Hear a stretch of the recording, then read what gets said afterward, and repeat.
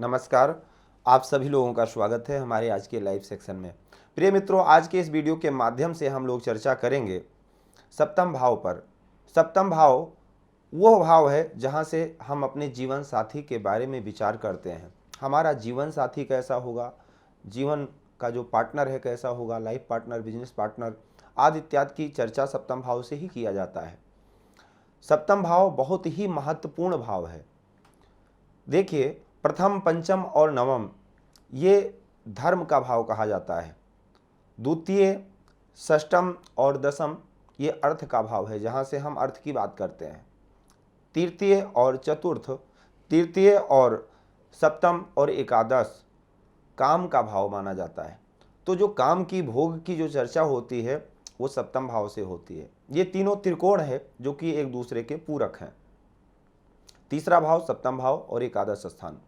आपका जीवन साथी कैसा होगा, कितना सुंदर होगा, कितना गुणवान होगा, कितना सांस्कारिक होगा, आपकी इच्छा के अनुकूल होगा कि नहीं होगा, क्या कुरूप होगा, उल्टा होगा या चरित्रहीन होगा या चरित्रवान होगा, किस प्रकार से योग बनते हैं तो जीवन साथी अच्छा मिलता है और किस प्रकार से योग बनते हैं तो जीवन साथी खराब मिलता है। संक्षेप में 3 सूत्रों के आधार से, 3 सूत्र अच्छे मिलने के और 3 ही सूत्र खराब मिलने के मैं इस वीडियो के माध्यम से बताऊंगा, जिसको आप बड़ी सरलता से देख करके जान सकते हैं कि आपका जो जीवन साथी है वो कैसा मिलने वाला है। हर वो लड़का या लड़की दोनों के मन में एक बड़ा हर्षोल्लास होता है, काल्पनिक कल्पनाएं होती हैं मन में कि हमारा जीवन साथी ऐसा हो वैसा हो, लेकिन जब वो इच्छा के अनुकूल नहीं मिलता है तो कहीं ना कहीं जातक का जीवन नरक के समान हो जाता है। किसी विद्वान ने कहा है कि कुग्राम वासा कुलहीन सेवा कुभोजनम क्रोध मुखिश्च भार्या पुत्रश्च मूर्खो विधवश्च कन्या खड जीव बिना अग्निना प्रदहंत कायम। ये 6 प्रकार के दुख हैं जो बिना अग्नि के जलाते हैं। उसमें से एक जीवन साथी भी है। जीवन साथी कैसा होना चाहिए? प्रियाश्च भार्या प्रियवादनिश्च। जीवन साथी चाहे वो पति हो या पत्नी हो, प्रिय बोलने वाला हो और प्रिय हो। और जब ये तालमेल नहीं बैठता है तो कहीं ना कहीं जीवन, जो घर है वो काटने को दौड़ता है। घर से बाहर अधिक रहने का मन करता है, घर में कम रहने का मन करता है। तो आइए जानते हैं संक्षेप में इस सूत्र के आधार से कि आपका जीवन साथी कैसा होगा। देखिए, सबसे पहले नंबर पर सबसे अच्छा सूत्र मैं बताने जा रहा हूं। अगर सप्तम स्थान का स्वामी शुक्र हो, वृष राशि सप्तम भाव में हो, नवांश में या लगन चार्ट में चंद्रमा और शुक्र का आपस में परस्पर संबंध हो, तो ऐसे जातक का जो जीवन साथी होता है सुंदर होता है। खास करके पत्नी सुंदर मिलती है, पत्नी सुंदर मिलती है। देवगुरु बृहस्पति अगर सप्तम स्थान के स्वामी हो और बृहस्पति और मंगल स्वस्थ पत्रिका में हो, केंद्र में हो, त्रिकोण में हो, नवांश में केंद्र त्रिकोण में हो, तो जातक का पति बहुत अच्छा मिलता है, सांस्कारिक मिलता है और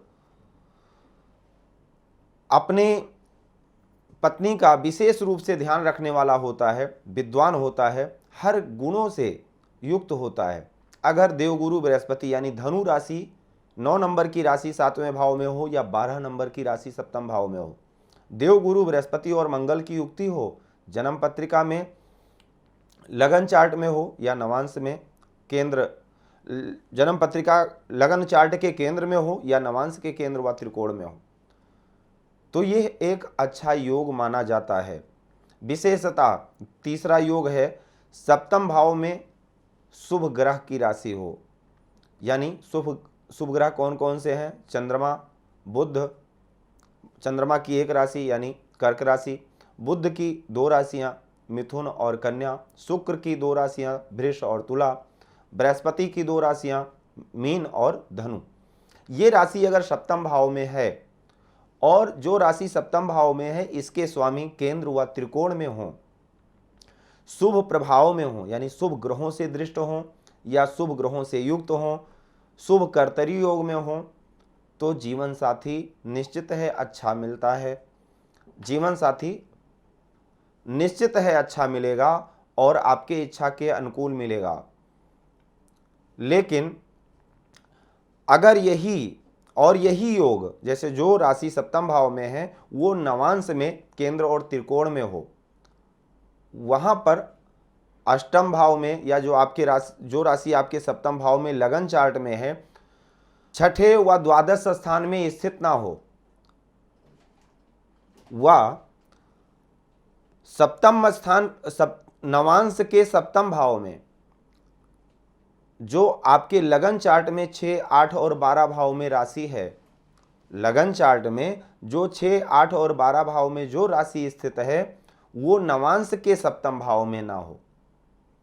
ऐसा अगर योग बनता है तो आपका जीवन साथी निश्चित है अच्छा होगा। ये योग ऐसे हैं जो प्रफुल्लित करते हैं। दूसरे नंबर पर एक बड़ा योग है जिससे आपके जीवन साथी के साथ आपका तालमेल अच्छा होगा। लड़कियों की पत्रिका में बृहस्पति और लड़कों की पत्रिका में शुक्र, ये केंद्र त्रिकोण में हो, शुभ प्रभाव में होने चाहिए, शुभ कर्तरी योग में हो, बलवान हो, अच्छा होगा। और आपके लग्न का स्वामी और सप्तम भाव के स्वामी दोनों का आपस में परस्पर संबंध अच्छा हो, अच्छी स्थिति में हो। लग्नेश 6, 8, 12 भाव में हो या सप्तमेश 6, 8, 12 भाव में हो तो दाम्पत्य जीवन खराब होता है। तो लग्नेश और सप्तमेश का संबंध अच्छा हो, अपने आप में या तो साथ बैठे हों या एक दूसरे को देख रहे हों या 9-5 के संबंध में बैठे हों। जैसे मान लीजिए सप्तमेश लग्न में बैठा है तो लग्नेश पंचम में हो या नवम में हो तो अच्छा है, या साथ बैठा हो।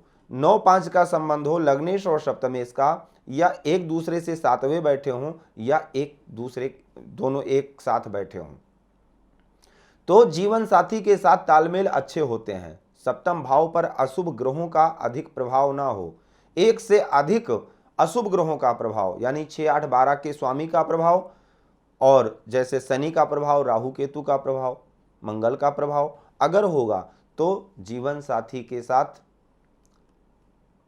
तालमेल खराब हो सकते हैं।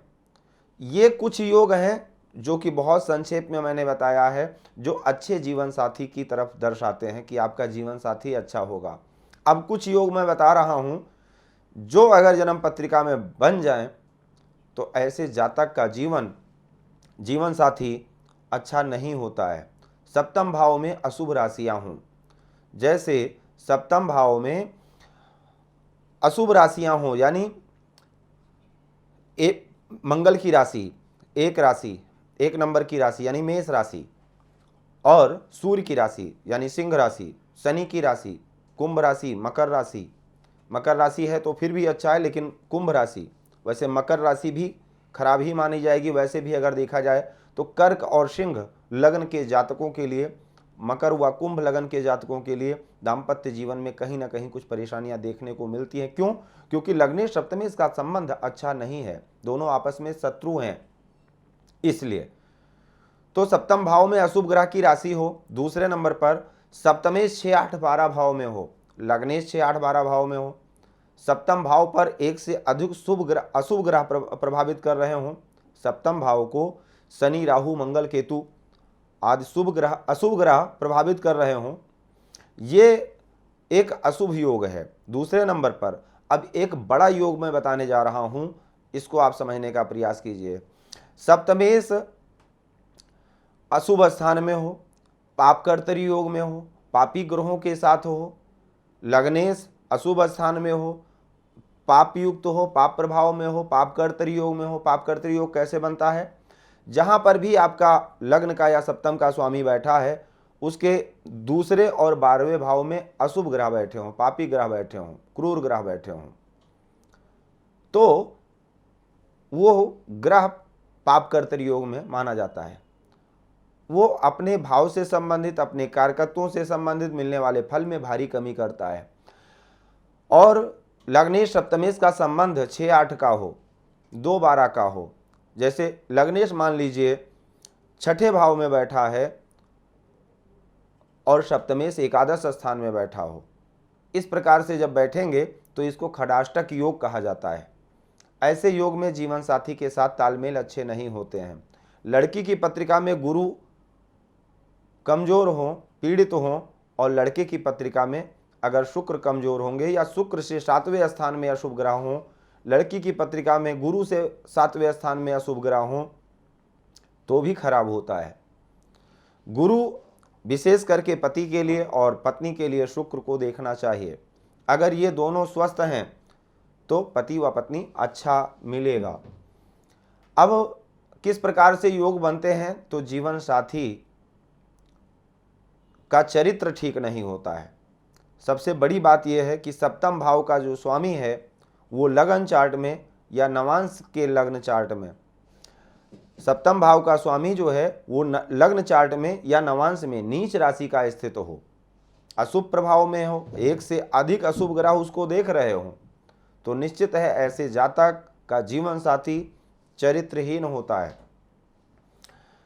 नवांश लग्न का स्वामी अगर लगन चार्ट में या नवांश में ही नीच राशि का स्थित हो तो ऐसे जातक का जीवन साथी चरित्रहीन होता है। नवांश लग्न का स्वामी यदि शनि हो, लग्न में या नवांश में नीच राशि का स्थित हो, तो ऐसे जातक का जीवन साथी निश्चित है चरित्रहीन होता है। वो विवाह के पूर्व के प्रेम संबंध को विवाह के पश्चात भी रखता है, ऐसा शास्त्रकार कहते हैं। तो ये कुछ योग हैं। देखिए, नवांश में अगर सप्तम भाव में, नवांश के सप्तम भाव में लगन चार्ट के 6, 8, 12 भाव में जो राशि स्थित है वो नवांश के सप्तम भाव में स्थित हो जाए, यहाँ का सप्तमेश नवांश में 6, 8, 12 भाव में स्थित हो जाए, लग्न चार्ट का सप्तम भाव का स्वामी नवांश में 6, 8, 12 भाव में स्थित हो जाए, तो दाम्पत्य सुख में कमी करता है, काफ़ी कमी करता है। ये कुछ विशेष योग हैं जिनके आधार से हम अपने दाम्पत्य जीवन को समझते हैं। इस प्रकार से बहुत सारे योग हैं ये, लेकिन ये कुछ विशेष खास योग हैं। शास्त्रकार कहते हैं कि षष्ठे च भवने भव में राहुर सप्तम संभवा अष्टमे च यदा शौर्यस्तस्य भार्या न जीवति। छठे स्थान में अगर